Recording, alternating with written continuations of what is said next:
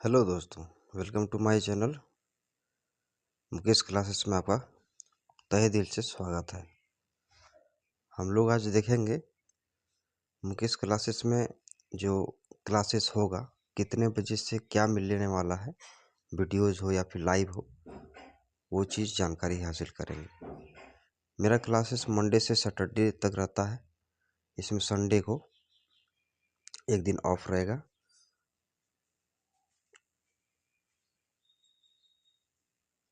और आगे चलते हैं, आगे टाइम और सब्जेक्ट देखते हैं। जिससे देख सकते हैं सब्जेक्ट और टाइम, जैसे कि फर्स्ट में दिया है 10th क्लास का 45 मिनट का वीडियोस या फिर आधा घंटा वीडियो आपको डेली मिल जाएगा 6 AM सुबह सुबह को। और 11th का भी वीडियोस मिलेगा 7 AM को। ओके। और 12th का भी वीडियोस ही मिलेगा 7:15 में। सुबह में सब आपको वीडियो मिल जाएगा।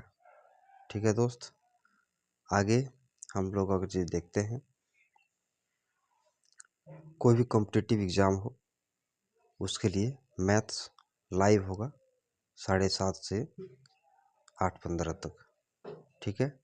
रीजनिंग क्लासेस वीडियोज़ मिलेगा आधा घंटे का या फिर 45 मिनट का 7:20 में। ओके दोस्त, इसके आगे जीएस, जिसको कि हम लोग जनरल साइंस बोलते हैं, इसका वीडियोज़ मिल जाएगा आपको 7:25 पर सुबह में। और जीके का वीडियोज़ मिल जाएगा आपको 7:25 में सुबह में। ओके दोस्त, तो ये मेरा शेड्यूल है, तो मेरे साथ जुड़े रहिए और लाइक सब्सक्राइब कर दीजिए, क्योंकि इतना क्लासेस को मैं डेली का डेली वीडियोस और गाइडेंस हमेशा फ्री में देता रहूँगा। इसलिए मेरा चैनल सब्सक्राइब करिए। कोई अगर यदि क्वेरी हो, ये दोनों मेरा व्हाट्सएप नंबर है, आप इससे भी बात कर सकते हैं, मैसेज कर सकते हैं। मैं कभी ना कभी आपको रिप्लाई ज़रूर करूँगा। ओके दोस्त, चलिए आगे आप लोग वीडियो जारी रखिए और देखते रहिए और लाइक और सब्सक्राइब ज़रूर कर लीजिएगा। बहुत बहुत धन्यवाद। कंटिन्यू करिए।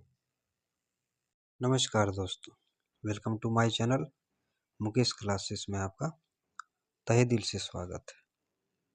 इस वीडियो में हम लोग देखेंगे क्लास 10 का साइंस का बुक है। ठीक है, साइंस का बुक एनसीईआरटी बेस। ठीक है, तो फर्स्ट लेसन का नाम आप लोग जानते होंगे, रासायनिक अभिक्रियाएं एवं उसके समीकरण। इसके बारे में हम लोग पढ़ेंगे। तो हम लोग बुक नहीं पढ़ेंगे, हम लोग नोट्स पढ़ेंगे और अच्छे तरीके से समझेंगे। बुक आप लोग घर में भी पढ़ सकते हैं, लेकिन मेन पॉइंट जो है वो आपको यहाँ सीखने को मिलेगा। तो चलिए हम लोग स्टार्ट करते हैं। और आगे बढ़ने से पहले आपको तहे दिल से गुजारिश है, अगर यदि आप नए हैं मेरे चैनल में तो सब्सक्राइब ज़रूर करिए। और पूरा देखने के बाद आपको अगर यदि अच्छा लगे ये सेशन तो सब्सक्राइब और लाइक ज़रूर कर लीजिएगा और अपने दोस्तों के साथ शेयर ज़रूर करिएगा। चलिए बहुत बहुत धन्यवाद। चलिए आगे बढ़ते हैं हम लोग। तो पहला टॉपिक इसमें दिया गया है रासायनिक अभिक्रिया। रासायनिक अभिक्रिया क्या होता है? तो पॉइंट में लिखा हुआ ऐसे परिवर्तन जिसमें गुण नए गुण वाले पदार्थों का निर्माण होता है, उसको क्या बोला जाता है? रासायनिक अभिक्रिया। मान लीजिए कोई भी चीज़, दो गो चीज़ मिला, ठीक है, और एक तीसरा वस्तु बना, जो कि ये दोनों के गुण से अलग गुण वाले नए उत्पाद, नए सब्सटेंस बनता हो, तो उसको बोला जाता है रासायनिक अभिक्रिया। ठीक है, समझ गए? मान लीजिए कोई भी दो गो, जैसे वाटर में अगर यदि हम सॉल्ट मिला दिए, ठीक है, तो ये कुछ ना कुछ तो बनेगा। एक पानी ऐसा बनेगा जिसमें नमक का मात्रा और पानी की मात्रा दोनों होगा, मतलब इस दोनों को मिलाने के बाद एक नए गुण वाले पदार्थ का निर्माण होता है। तो इस प्रक्रिया को बोला जाता है रासायनिक अभिक्रिया। ठीक है दोस्त, तो इसके आगे पॉइंट दिया गया है अभिकारक और उत्पाद। अभिकारक क्या होता है ना, जिससे कि अभी तुरंत हम समझाए, दो को वस्तु मिलाने के बाद एक नया वस्तु का निर्माण होता है। तो ये दोनों वस्तु जो मिला, ये दोनों को अभिकारक बोलते हैं, और दोनों मिल करके जो बना उसको उत्पाद बोला जाता है। शॉर्ट में अगर समझा जाए तो डेफिनेशन अगर ये आ जाए अभिकारक किसे कहते हैं, तो आप लोग लिख सकते हैं ऐसे पदार्थ जो किसी रासायनिक अभिक्रिया में हिस्सा लेते हैं। दो वस्तु क्या किया, हिस्सा लिया, ठीक है, जो हिस्सा लेते हैं उसको बोला जाता है अभिकारक। ठीक है, और ऐसे पदार्थ जिनके निर्माण रासायनिक अभिक्रिया में होता है, जैसे कि दो गो वस्तु मिला और मिलने के बाद एक नया उत्पाद बना, इस नया उत्पाद को बोला, इस नया सब्सटेंस को बोला जाएगा उत्पाद। ये दोनों को अभिकारक और इसके इस साइड वाले को क्या बोलते हैं, उत्पाद।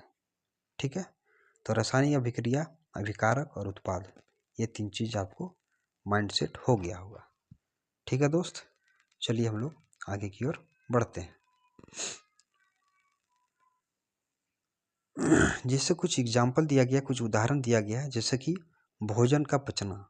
जैसे कि हम लोग भोजन, जैसे कि सब्जी खाए, दाल खाए, चावल खाए, ठीक है, पानी पिए, सब कुछ मिलाने के बाद एक प्रोसेस होने के बाद कुछ ना कुछ सब्सटेंस हमारे ओर से निकल जाता है, और कुछ ऐसा सब्सटेंस होता है जो कि हमारे बॉडी के द्वारा अवशोषित कर लिया जाता है। ठीक है, तो ये सारा का सारा मिलने के बाद ये दो गो चीज हुआ, तो नया गुण वाले पदार्थ का निर्माण हुआ ना।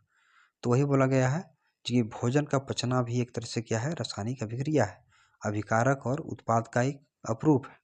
फिर श्वसन लेना, श्वसन करना मतलब श्वास को लेना और फिर उसको छोड़ना, ये दोनों अलग अलग प्रक्रिया है। जिससे हम लोग लेते क्या है, बता दीजिए कमेंट बॉक्स में। हाँ, तो हम लोग जो लेते हैं उसको बोलते हैं ऑक्सीजन, और जो छोड़ते हैं उसको बोलते हैं कार्बन डाइऑक्साइड। ठीक है, तो श्वसन भी क्या है, एक अभिक्रिया ही कहलाएगा। लोहे में जंग लगना, लोहा में जंग कब लगता है, जो कि बहुत दिनों से लोहा रखा हुआ है, इसमें बूंद बूंद पड़ा, फिर इसमें जो है धूल का कण मिला, और मिलने के बाद इसमें कुछ सब्सटेंस जम जाता है, जिसको कि हम लोग जंग के नाम से जानते हैं, इसलिए उसको बोला जाता है लोहे में जंग लगना। ठीक है, फिर मैग्नीशियम फीते का जलना, मैग्नीशियम का एक वायर होता है जो कि जलता है, जलने के बाद उसमें से कुछ निकलता है, जैसे वायर है ये, जब इसको जलाया गया, इसमें क्या किया गया, जलाया गया।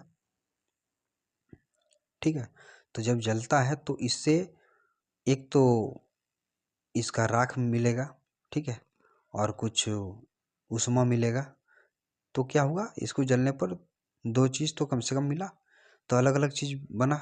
ठीक है, तो उस वो भी एक तरह से क्या, रासायनिक अभिक्रिया के अंतर्गत आता है।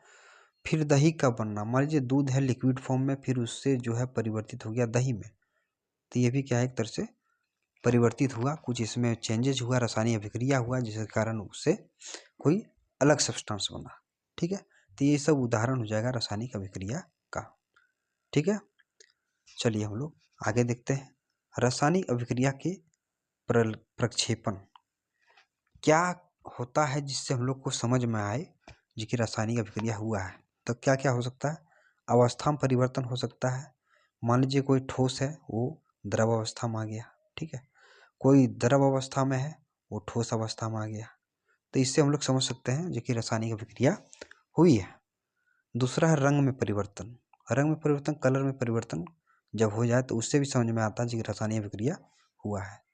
तापमान में परिवर्तन भी हो सकता है, मान लीजिए दो वस्तु मिला, एक वस्तु का तापमान कम है तो दूसरा का बहुत अधिक है, तो दोनों मिला तो कुछ ना कुछ चेंजेस हुआ, जो नया सब्सटेंस बना, तो तापमान में परिवर्तन के कारण भी समझ सकते हैं कि रासायनिक अभिक्रिया हुआ।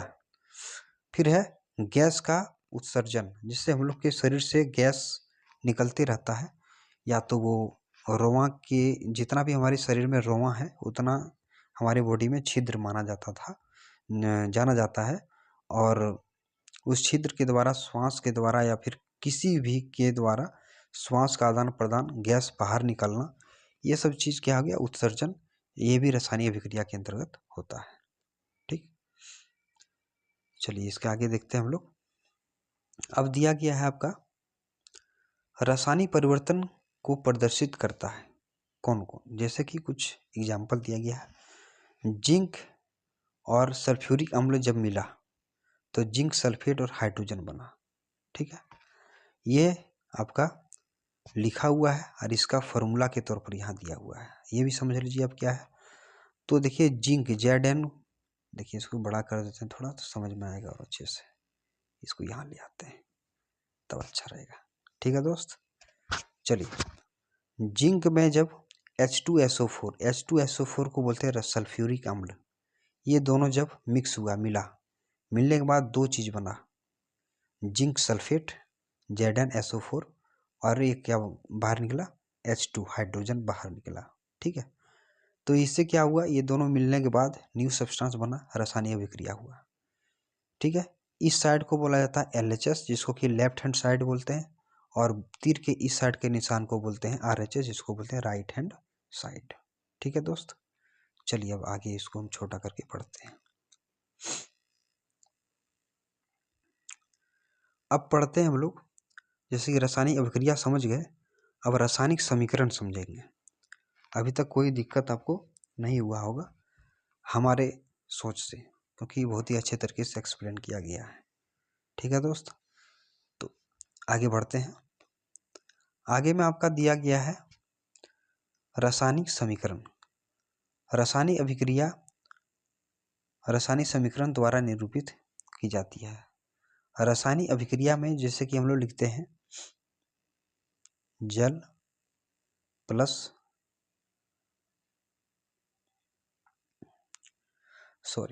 एक मिनट, मान लीजिए लिखते हैं ऑक्सीजन प्लस हाइड्रोजन। ठीक है, ये दोनों जब मिला तो न्यू सब्सटेंस बना, इसको बोलते हैं क्या,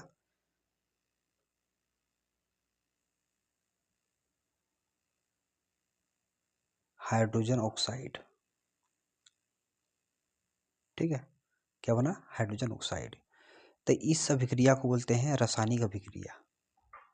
लेकिन इसी के नामों के स्थान पर अगर यदि हम इसका प्रतिरूप प्रतीक का प्रयोग करें, जैसे कि ऑक्सीजन को हम लोग क्या लिखते हैं, बता सकते हैं आप, ऑक्सीजन को लिखते हैं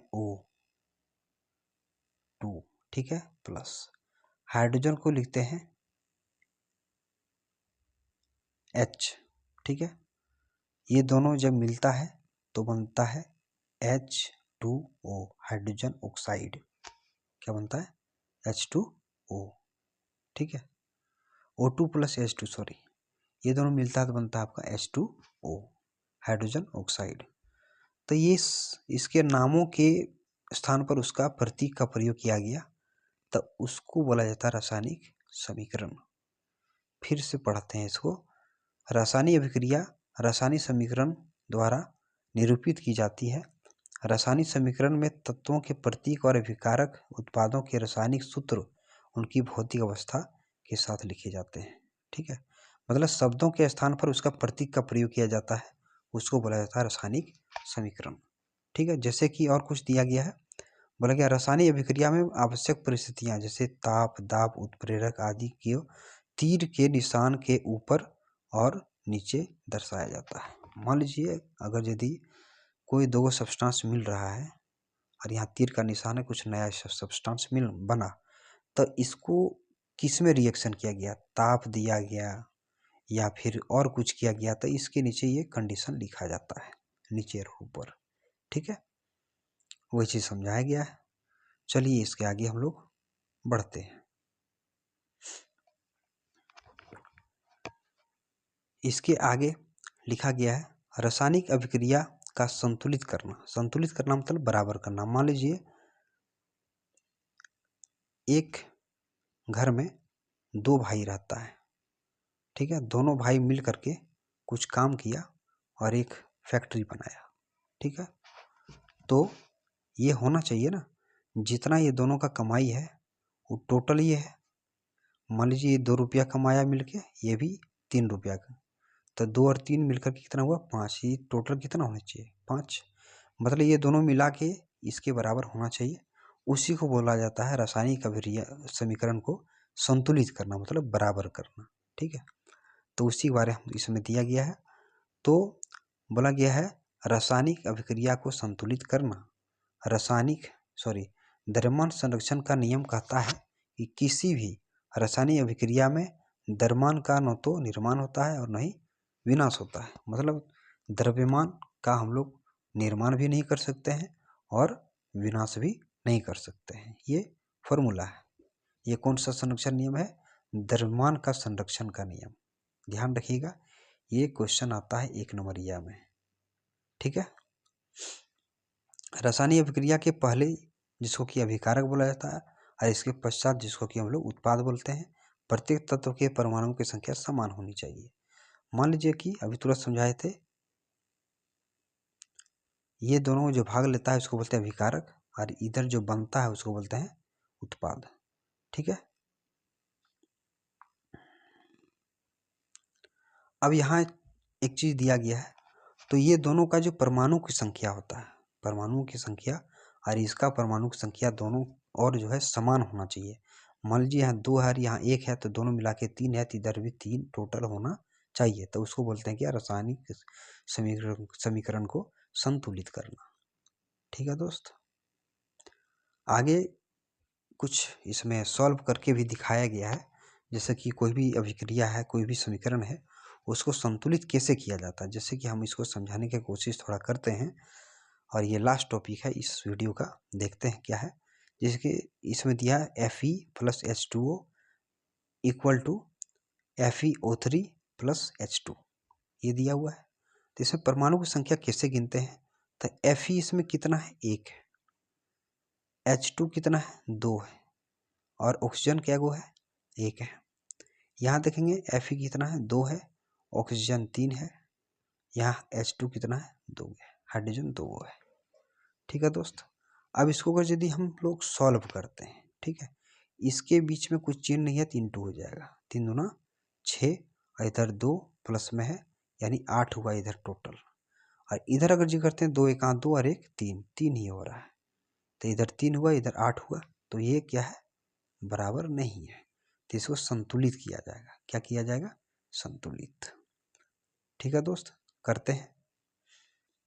संतुलित करने के लिए हम लोग देख सकते हैं Fe 2 गो है, तो यहाँ कितना दे देंगे? 2 दे देंगे। ये दोनों बराबर हो गया। ठीक है, यहाँ ऑक्सीजन 3 है और यहाँ ऑक्सीजन 1 है। तो 3 बनाने के लिए हम लोग क्या कर सकते हैं? कुछ तो करना पड़ेगा। ठीक है, हाइड्रोजन यहाँ 2 गो है और यहाँ भी हाइड्रोजन 2 गो है, ये तो मिल गया। Fe भी हम लोग संतुलित कर दिए, लेकिन ऑक्सीजन संतुलित नहीं हो रहा है। तो ऑक्सीजन को अगर यदि हम लोग को संतुलित करना है, तो यहाँ मान लीजिए कि हम आपको 2 दे देते हैं, तो Fe हो गया 2 और 2, 2 दूना 4, तो यहाँ आपको 4 बैठाना पड़ेगा। ठीक है, और ऑक्सीजन यहाँ हो गया 3 दूना 6, 3 को 2 से गुना हो जाएगा, तो 6 हो गया। तो आपको ऑक्सीजन को 6 बनाने के लिए आगे क्या लगाना पड़ेगा? 6। लेकिन हाइड्रोजन क्या हो जाएगा? 6 दूना 12 गो, और यहाँ है 2 गो, तो यहाँ भी क्या लग जाएगा? 6 लग जाएगा, 6 लग जाएगा। ठीक है दोस्त, तो इसको संतुलित करने के लिए हम लोग लिख सकते हैं, कलर चेंज करते हैं आपको, पहले हम लिख सकते हैं Fe को जो है इसके आगे हम 4 बैठाए। चलिए इसको हम दूसरा कलर से लिखेंगे, पहले लिख लेते हैं plus H2O equal to Fe2O3 plus H2।